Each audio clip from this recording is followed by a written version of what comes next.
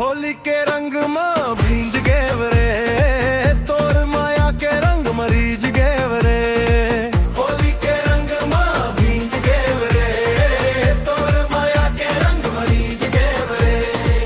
गुलाल उड़त है गगन में आज, हंसी खुशी में सब भींज गए रे।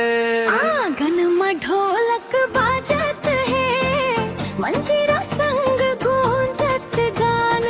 अबीर गुलाल उड़े हवा मरद थे सब एक दूसर के जान। तोर गाल माँ गुलाबी रंग मोर मन हो गे मगन रे।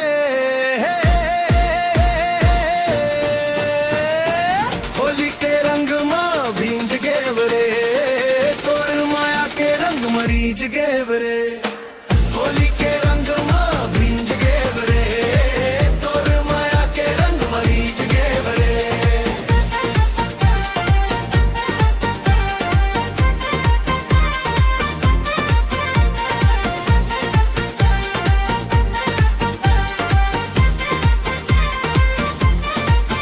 बरसाने जैसन हंसी ठिठोली रंग बरसे चारों ओर।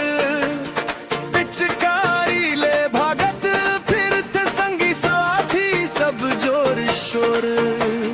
भैया बहिनी सज सजनी सबके चेहरा चमक गया आज।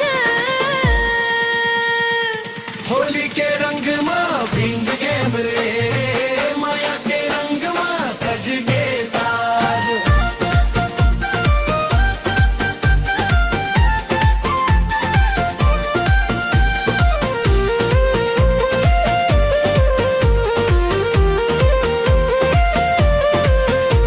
मिठाई की खुशबू फैल गए है, गुजिया ठिठरी खुरमी संग। ढोल नगाड़ा थिरक उठे हैं, नाचे गाँव के हर एक अंग।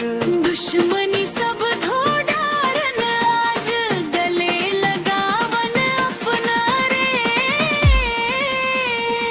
होली के रंग माँ भींज गए